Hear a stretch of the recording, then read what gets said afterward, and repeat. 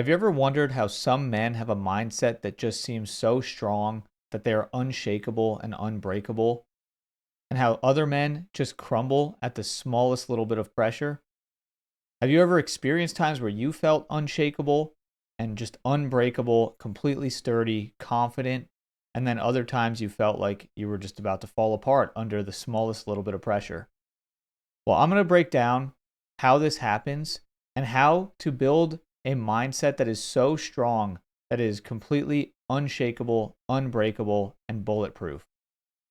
My name's Nick Bannock, and I'm an entrepreneur. I'm an NLP, which is neuro linguistic programming master and men's life coach.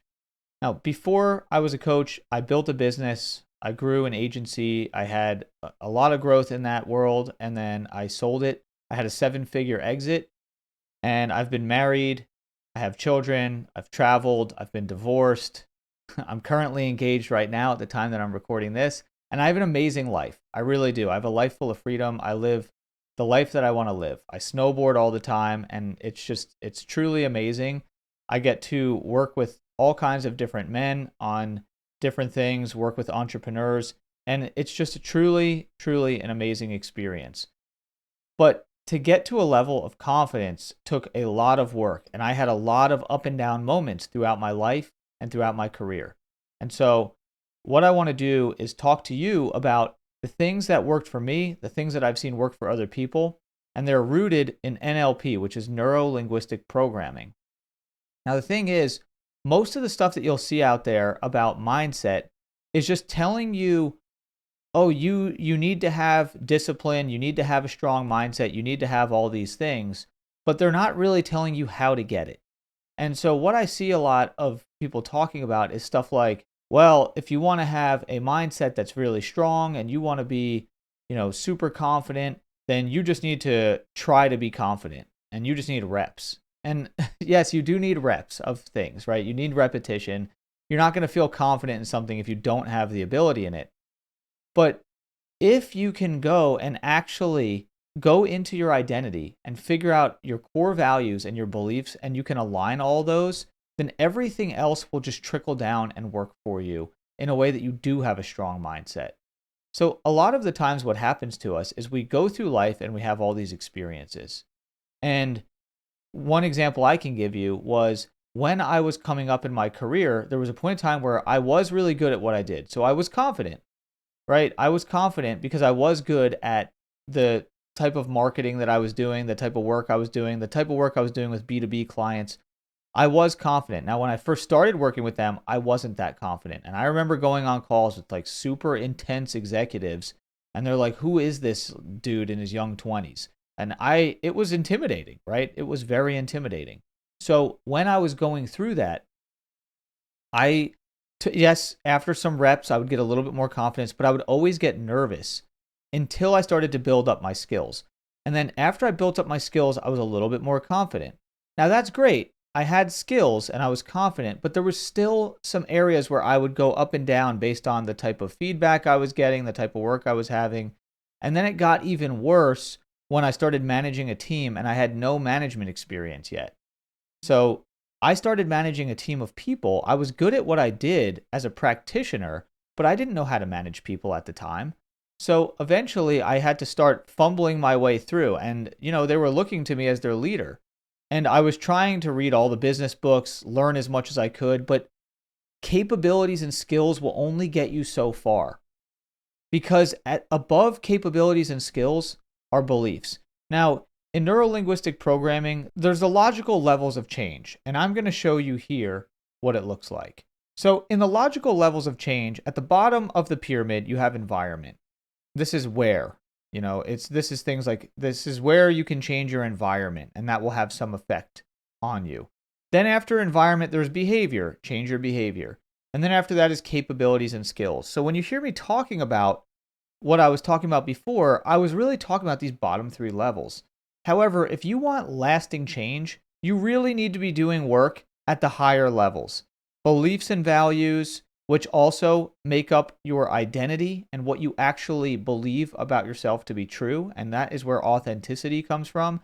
And then, of course, your spirituality and your purpose, because that all ties into your identity. the top 3 levels of the logical levels of change are the ones that have the lasting impact. So it's really important to understand that. And so that is what I'm going to talk about a little bit more here for you. So as you consider these levels, like I said, capabilities and skills are only going to get you so far. And changing your behavior with things like discipline or faking it or trying to do some sort of manifestation process or some sort of affirmation to have confidence and all that, it's not going to last in moments that are difficult. And this is why you can try things like affirmations or faking it or doing some sort of visualization practice to feel confident or to feel like super sturdy, or you can like read a book about something, then that will get you to some level. Like you'll have some impact, right? You'll have some effect. I mean, and that's why people read all these books and do try all these things, because they feel a somewhat impactful thing happening, but it's not sustainable. And it doesn't stand the test of time, especially in some of the hardest moments that we'll go through. And so, yes, some of these practices out there are great. If you're in a really tough environment, like a really toxic workplace that isn't going to change, then yeah, you should change it, of course. I'm not saying that you should just withstand that and just, blame it all on your identity. But what I'm saying is that moving, changing careers, those are environmental changes, or adjusting behavior, things like discipline, routine, or things like skills, capabilities like studying, doing things like that, they're only going to get you to a certain level. So what do we do instead? Well, we go up and we try to understand, first of all, you can work from the top down. You can also work from the middle up. It's really going to depend on what it is that you have to deal with. So first thing to do is understand, what are your actual core values? What are your actual core values that you know in your heart and mind are true? That's the first thing that you have to figure out. You're only going to have a strong mindset that stays firm and does not break and does not falter if you are aligned with your core values. As soon as you go out of alignment with your core values, your nervous system starts to freak out. This is why if you're doing something that feels like, let's say, unethical or immoral to you, you just can't go through with it. It's because you know that you're doing something that's not aligned with your core values. Sure, you can force your body to make the movements, but you'll feel out of alignment and you'll feel horrible. And it's just not going to work for you. So what you want to do is understand your core values. Now, there's a lot of different ways to do this. There's the Core Values Index. There's different tests you can take. There's NLP practices with elicitation. There's a lot of different ways that you can do this.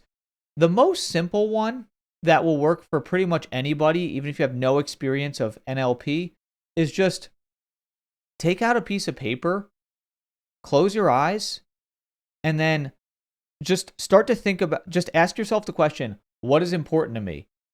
And then as soon as things come up, open your eyes and just jot down what is coming up for you. And then you can start going through and you can just ask yourself, okay, is this more important to me or is this? Is this more important to me or is this? And you'll eventually narrow it down to certain core values. And once you have those values, then what you want to do is start to ask yourself, am I these things? One of my core values is I love achieving success, right? Success is something that I definitely value. I wouldn't say it's like the most important thing in my life, but it is important to me. I think success is important. Authenticity is pretty much the most important thing for me. There's a few other things, of course, like love and, of course, like things that are important to everybody. But when it comes down to thinking about like how you're approaching something that you're doing so that you can keep a strong mindset, if success is important to you, maybe that's career success that you're thinking about, whatever. Well, ask yourself, am I successful? If the answer is no or not sure, then you have a problem of your beliefs and values about yourself not lining up with your actual identity of yourself. So if you don't identify as a successful person, if that is not a quality that you identify with, maybe you think, no, I'm not successful, but it is something that you value. Well, now your identity is one thing, and your belief of and value is another thing. So you have a mismatch, you have a misalignment. That's where you need to do the work. So this is what you do. So this is what we're talking about. Instead of just focusing on skills and whatnot, you'll notice I'm not talking about skills right now. I'm talking about what I actually value. So this is something that I did. I went back and forth on a lot of things throughout my life, trying different practices until I landed on some of this stuff that actually worked. Because even after I achieved certain success, I still felt like a failure. So what I decided to do was to really analyze this at its core. Now, I made it, right? I was a good leader and I led a team and I got by, but I felt burnt out and misaligned a lot of the time. Even after, and then eventually I sold my company and it was successful and all that, but I still felt there was just something off. Now, later on, I learned how to do this, and this would have saved me so much time, energy, and effort. I realized that with NLP, you can actually solve this problem by doing a simple process called mapping across. Now, the first thing is you have to understand what's called submodalities in NLP. I'm not going to go into the weeds too far here because I don't want everyone to be like, what is this guy talking about? I want this to be practical for you. So the first thing to understand is all of us are some combination of visual, auditory, and kinesthetic. Now, visual is what we see with our eyes. When you close your eyes and you picture things, that's visual, right? So if you can close your eyes and like see memories of yours, that's visual. Auditory is what we hear. So if you can close your eyes, let's say, or you don't even have to close them, but you can hear things from memory, like you can hear them, that's auditory. Kinesthetic is what we feel, like in our body.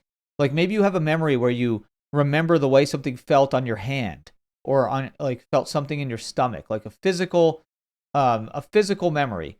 That is kinesthetic. Now, of course, there is kinesthetic. A lot of people get this, they talk about feelings. Now, with a memory, you might be like, I was scared. That might be a feeling that you had. I was scared. That's not what I mean when I'm talking about kinesthetic, because everyone's going to have that. If you have a memory that was scary, it might be visual, auditory, or kinesthetic. It might be kinesthetic because you felt something in your body that felt way out of whack. That's different than, that's different than what I mean here. So I want to be careful how I describe this. So you have to identify what you are first. Now, most people, 60% or so, are visual dominant. We all have all three of these going on with how we make sense of the world and perceive the world.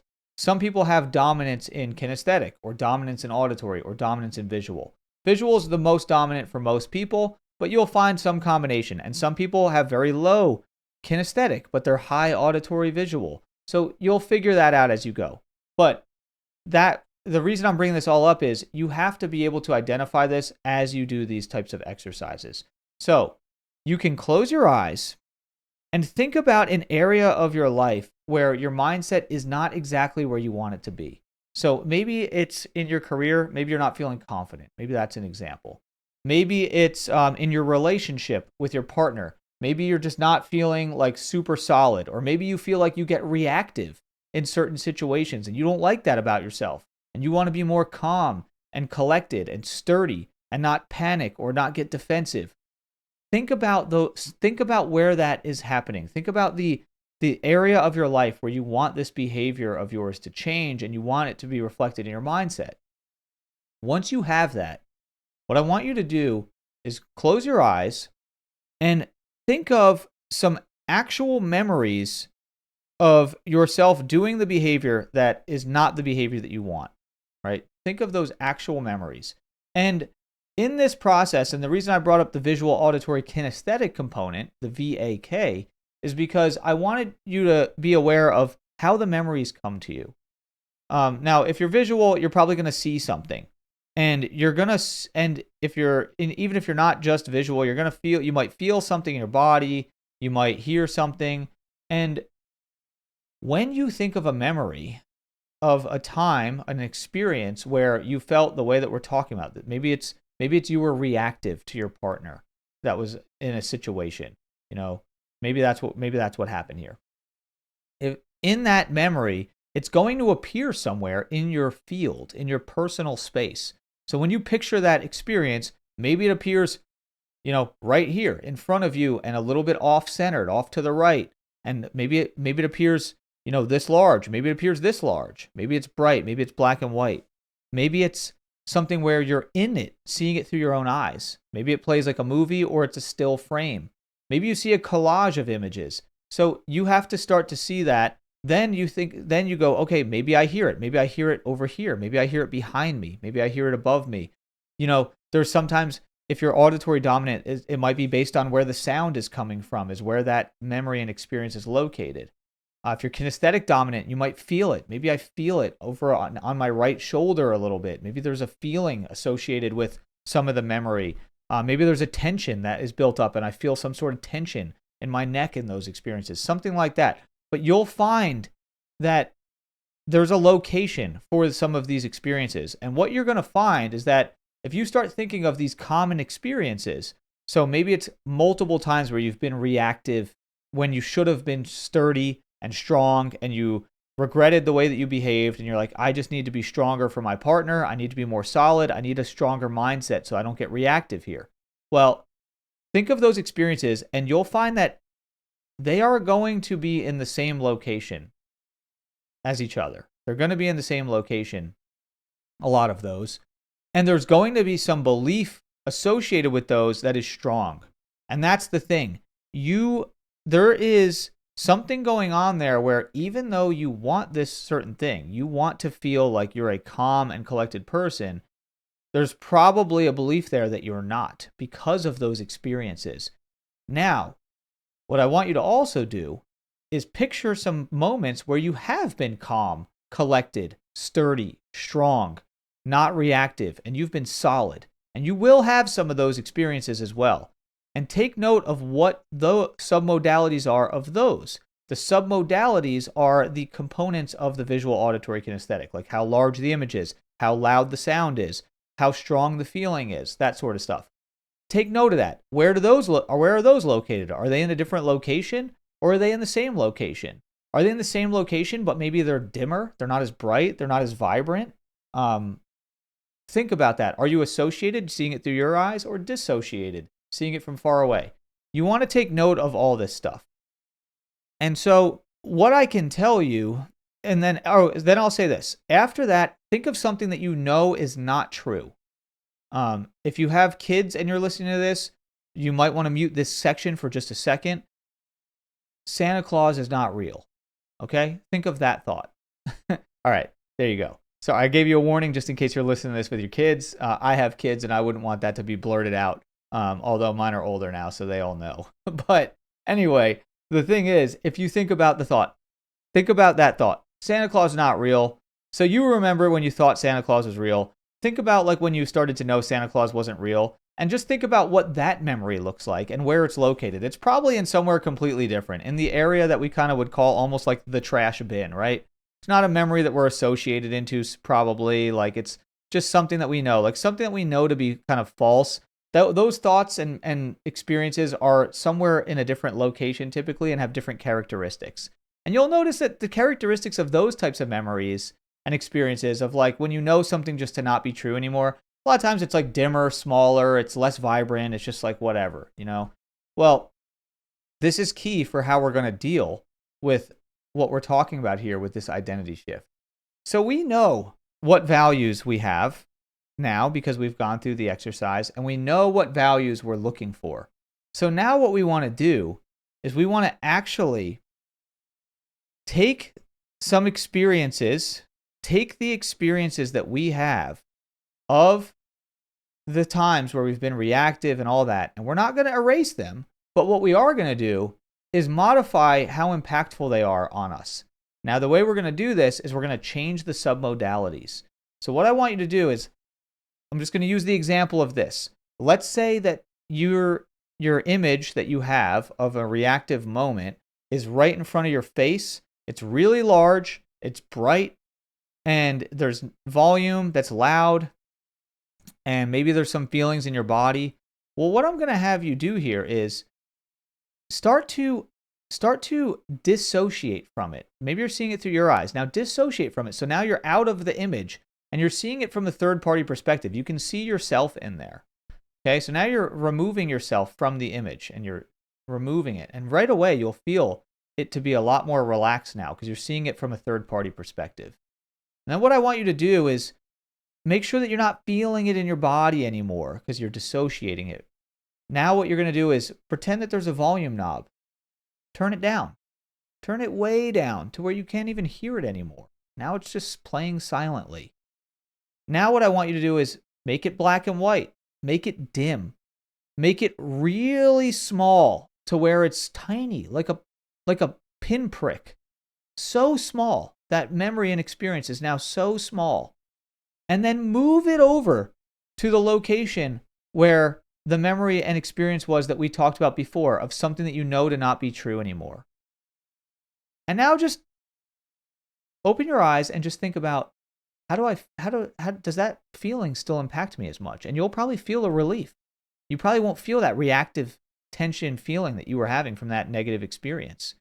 Now, what I want you to do is go through the other negative experiences that came up that are similar to this behavior that we were talking about earlier. Do that practice with all of those. Once you're done, start pulling up the memories of and experiences where you were sturdy, solid, and had the mindset that you want, with the values that we were talking about that you want, the qualities that you want, that you know to be true about yourself. Times when you knew that you were embodying those values, right? Like for me, if I was going through this, like what I was talking about earlier, I for a long time was having success but felt like a failure. I had to do this type of practice to overcome that. And there's many experiences I had where I was successful that I just wasn't identifying with as well. But I know that I had those. Same thing here. There's times where you've been super solid in maybe a hard situation, maybe in a crisis, maybe in a stressful time with your partner in that and you weren't reactive.